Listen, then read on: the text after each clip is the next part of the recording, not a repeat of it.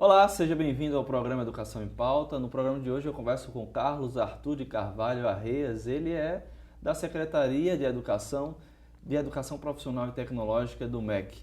Olá, professor do Instituto Federal Fluminense também, não é isso, professor? Isso. Bom dia a todos. É um prazer estar aqui para o MEC hoje estar falando um pouco mais sobre a ação da Secretaria de Educação Tecnológica e Profissional. E um prazer também voltar a ter participado do seminário de Educação à Distância que ocorreu aqui no Instituto Federal do Rio Grande do Norte. Professor Carlos, falando um pouco da Secretaria, do papel que a Secretaria tem, né? O senhor também é coordenador, na realidade da Secretaria, coordenador geral de fortalecimento de sistemas públicos. Mas qual é o papel efetivo da CETEC para o fortalecimento dessa imagem institucional do ensino profissional, técnico, científico, tecnológico? A CETEC, dentro do Ministério da Educação, é a secretaria que cuida da educação profissional e tecnológica. Então, desde os cursos de formação inicial e continuada, aos cursos técnicos, os cursos superiores de tecnologia, de licenciaturas. Na origem, a relação mais direta dela ainda acontece com a Rede Federal de Educação Profissional e Tecnológica. Mas com a ação do Pronatec, nesses últimos anos, a atuação da CETEC se ampliou muito. Então, foram 8 milhões de matrículas criadas no ambiente do Pronatec e toda a ação do Pronatec é coordenada pela CETEC hoje e continuará nos próximos anos. Isso é o Pronatec 1 também, né? Pronatec 1, primeiro ciclo, que foi 2011 a 2014,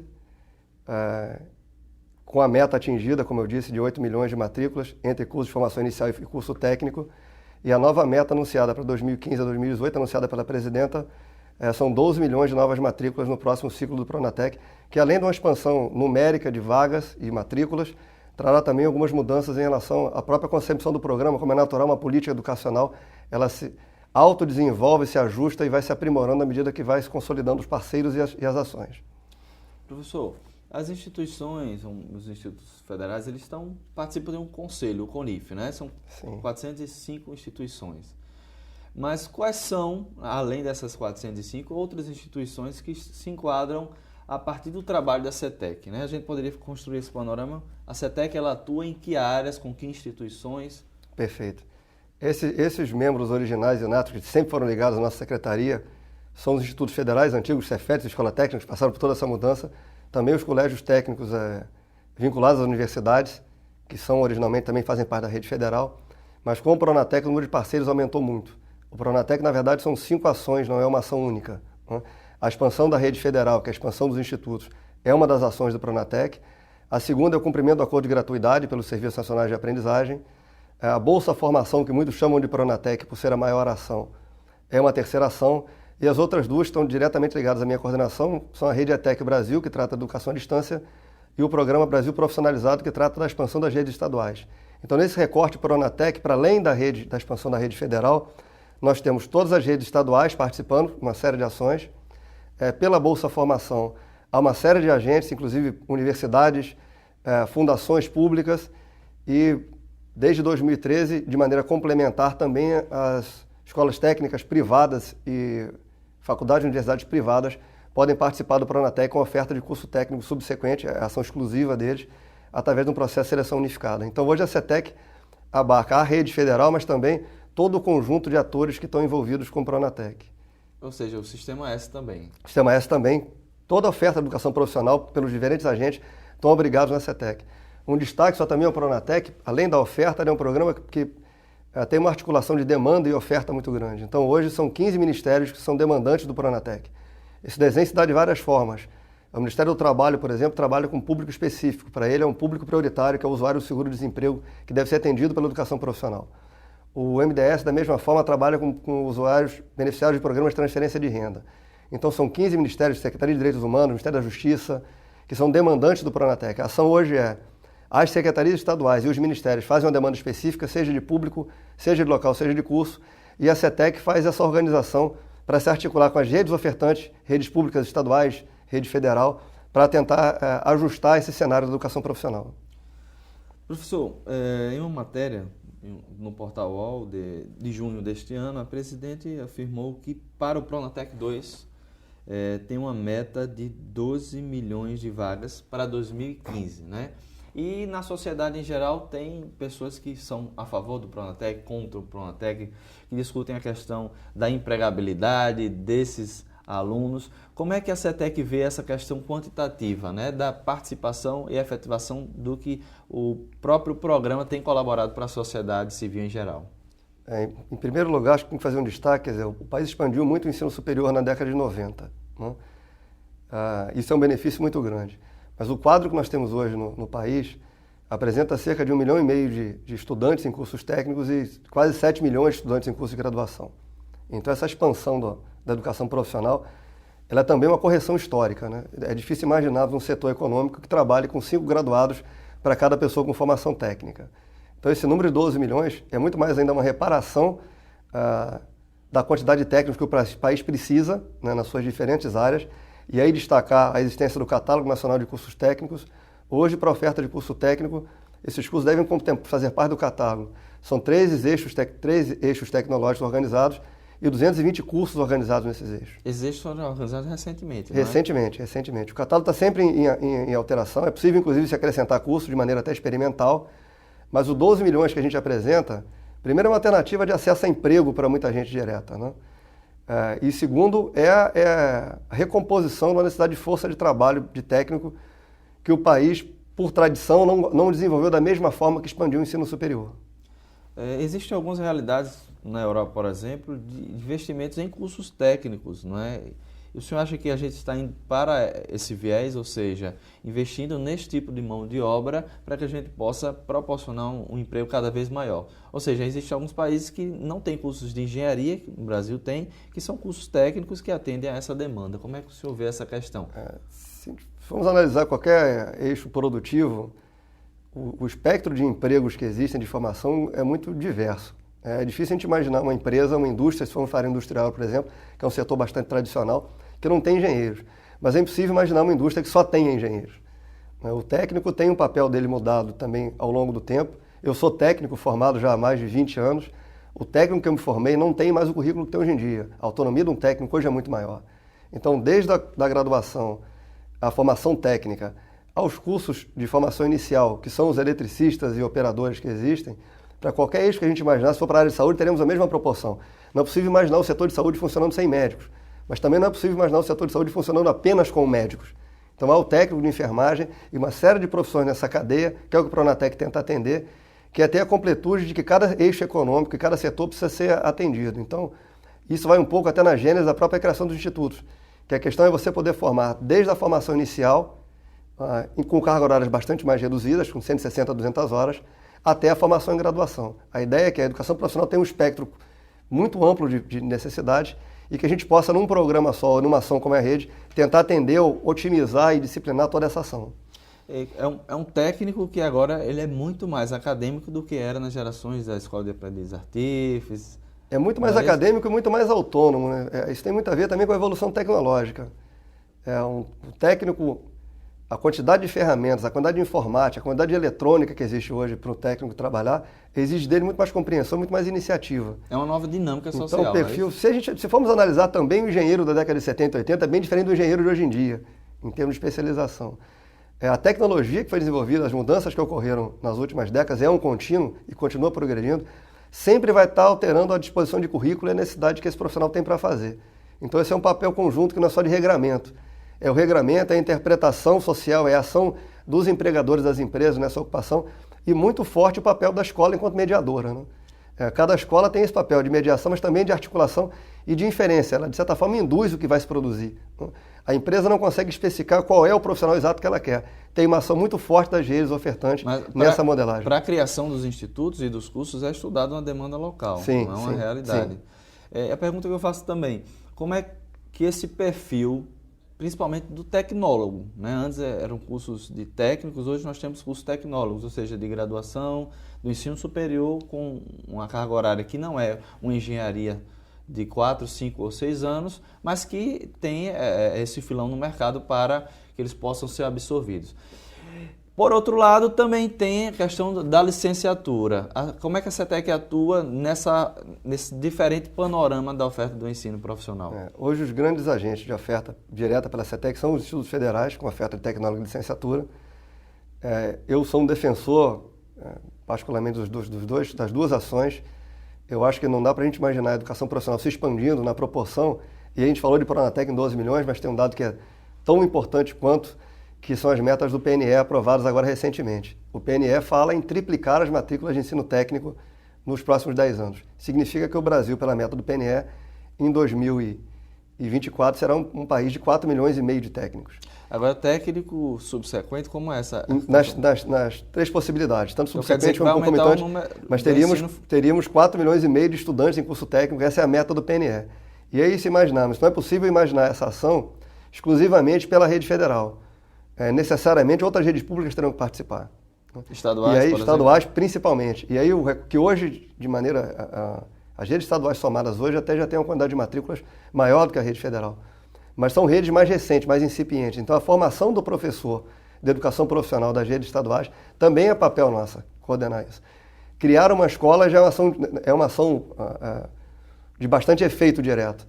Mas formar também o professor dessa escola é uma ação igualmente importante. Então, voltando, não dá para imaginar a educação profissional segmentada em uma ação para o técnico, ou uma ação para a licenciatura, ou uma ação de infraestrutura.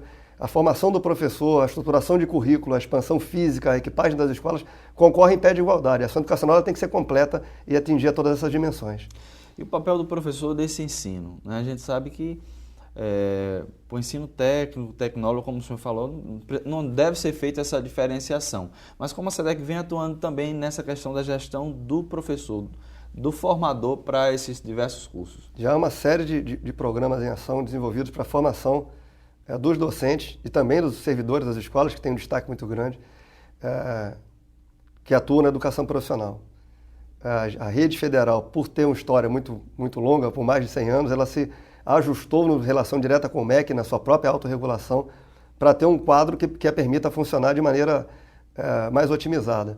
Mas quando colocamos parceiros novos no processo, com uma necessidade de expansão tão grande, essas ações, e passam por todas as redes, né? Mais uma vez a ação do Instituto é destacada, porque é necessário ter uma ação educacional territorial, não é apenas no Instituto. É difícil imaginar que o Instituto tem um programa, aí ele tem um programa de educação à distância, e que o programa das outras redes no próprio Estado ocorre de maneira completamente separada. Em algum momento tem que ter o projeto de educação profissional do Rio Grande do Norte.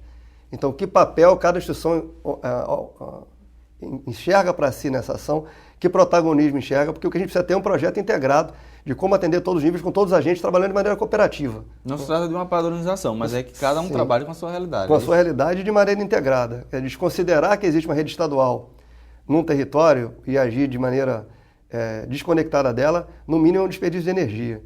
Então também é hoje o papel do Ministério discutir um pouco essa integração. O papel do Ministério é também papel de todos os reitores, de todos os secretários de educação. A educação se dá de maneira muito autônoma, né? E com muita autonomia. O governo tem uma política de educação profissional clara, é como os estados também têm, e todos têm a obrigação de tê-lo, porque foram eleitos para isso. O reitor também tem uma política de educação profissional que está aqui, e se a gente levar ao extremo, o próprio professor tem uma grande autonomia na sala de aula para atuar. Então, é um conjunto de autonomias que concorrem, não de maneira de disputa, mas em esferas diferentes de regulamentação de ação, para que possamos ter uma política de educação profissional dentro do território, onde cada um exerce o seu papel. Professor, tem uma discussão bastante atual que é a institucionalização do ensino à distância, né? Como a SETEC vem atuando em prol dessa causa, e como é que ela vê essa situação? Perfeito. Esse é um grande tema, a educação à distância é um grande tema hoje, não só para a educação profissional, também para a educação superior, né? Se retornar rapidamente à meta do PNE, triplicar as matrículas de ensino técnico, é difícil imaginar isso sem uma expansão muito grande da educação à distância.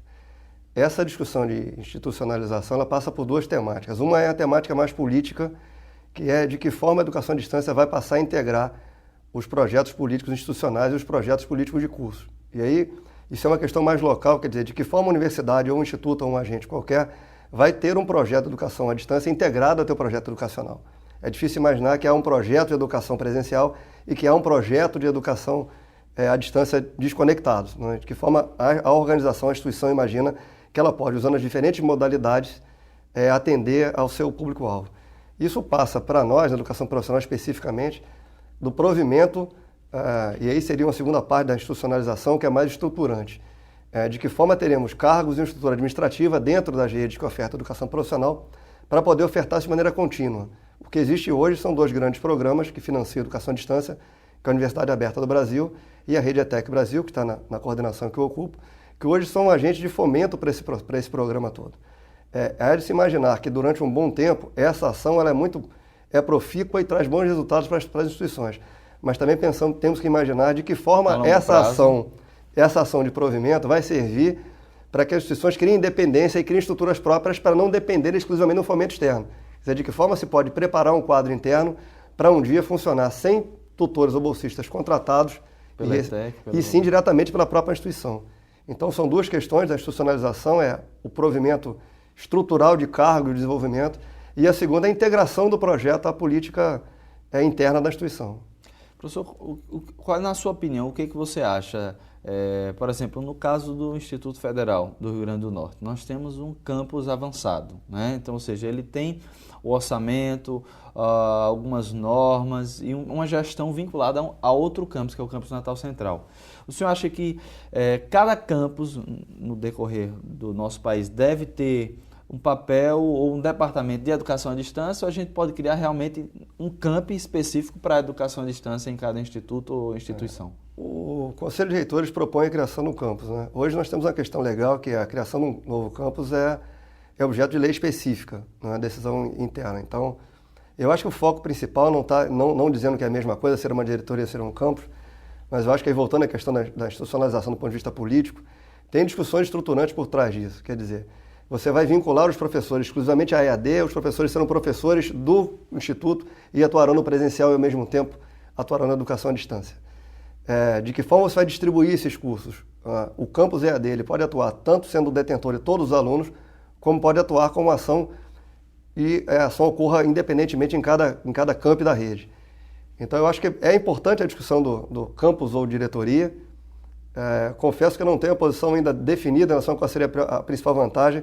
Eu acho que a opinião minha hoje é muito mais saber de que forma se imagina a ação desse campus ou dessa diretoria de uma maneira mais organizada.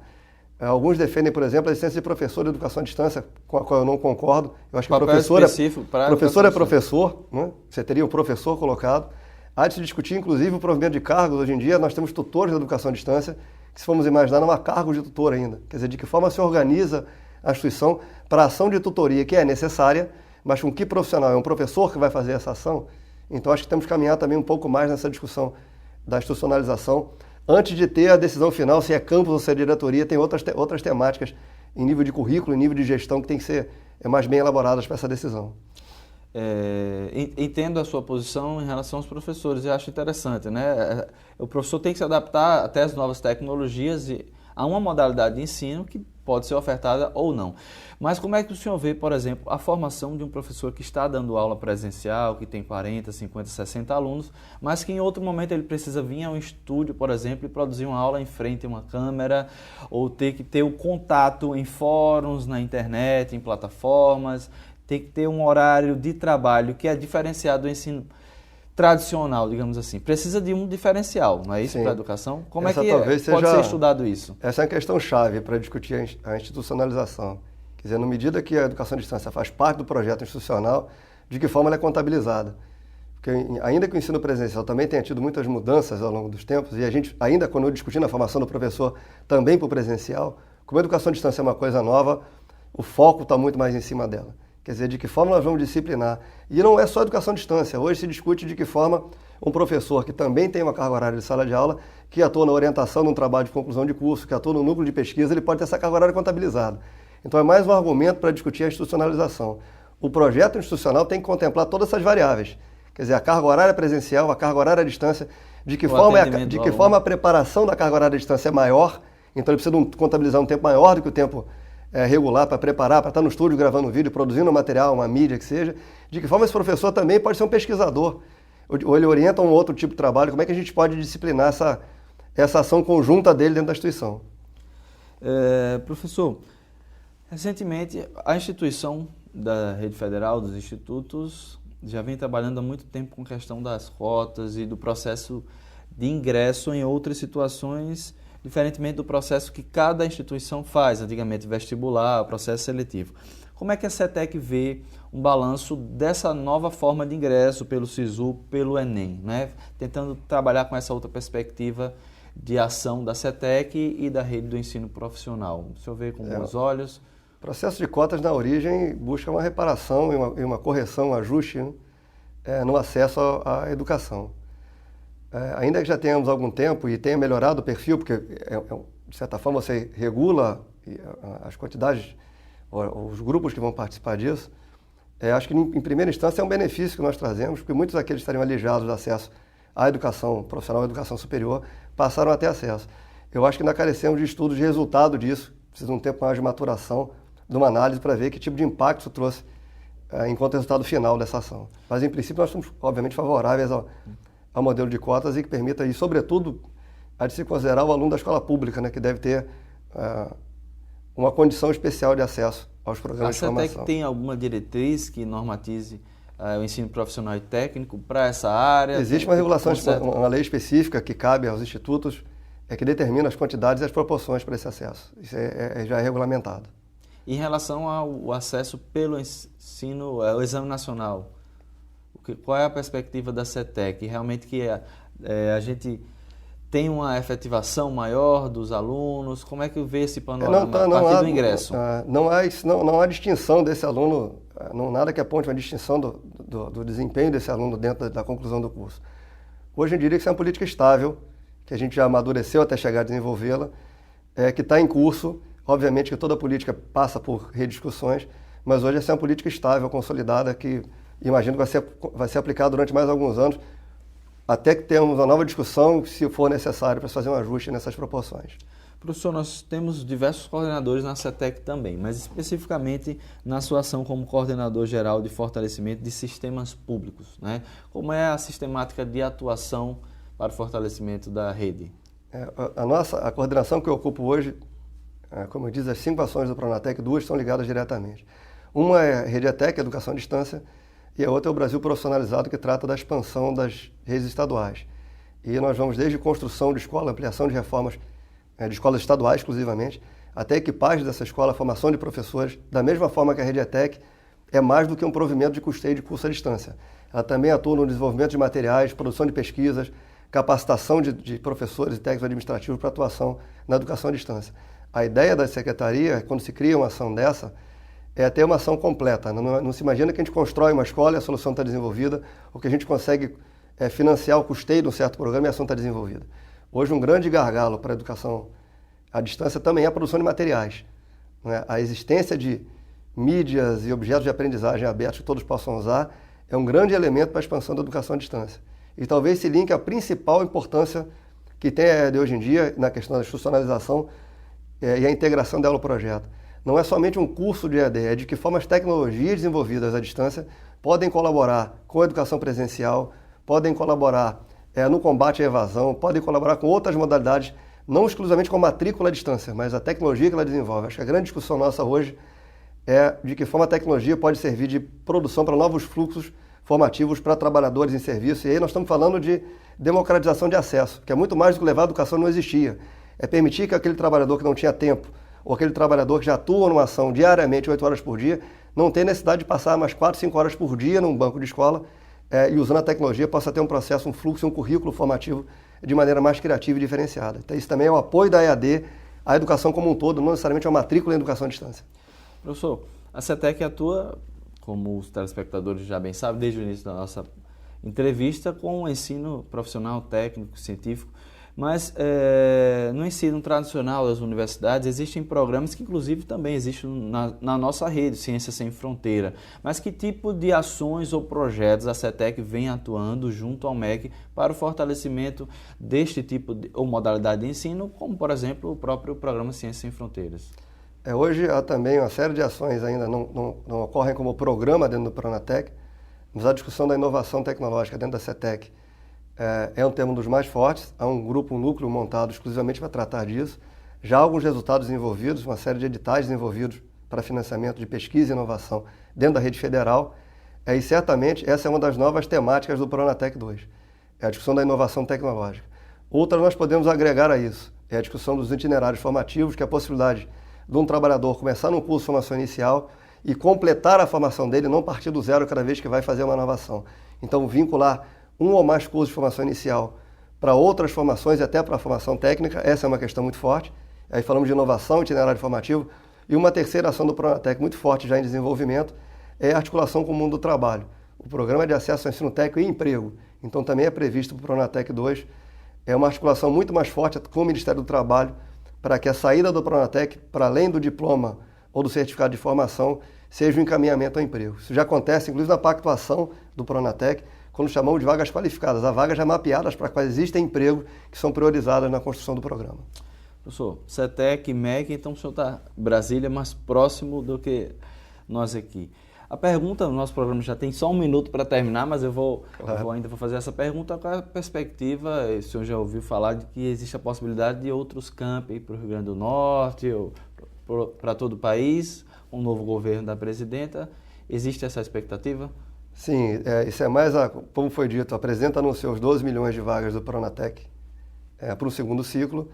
A construção desses 12 milhões ainda está em discussão, certamente os programas todos continuam, quer dizer, continuaremos com a expansão da rede federal, continuaremos com a rede ETEC Brasil, continuaremos com o Brasil profissionalizado. A perspectiva é muito mais de se aprimorar a atuação desses programas e colocar elementos novos. Não há uma definição de quantidades ainda. E aí esperamos agora para o final desse ano, início do ano, início da nova ação, que tenhamos uma definição, um mapeamento, uma tabela clara, como foi no Pronatec 1, de quais são os programas, de que forma eles vão atuar nesses 12 milhões e qual a intensidade de cada ação dessa vai ocorrer para a expansão da educação profissional.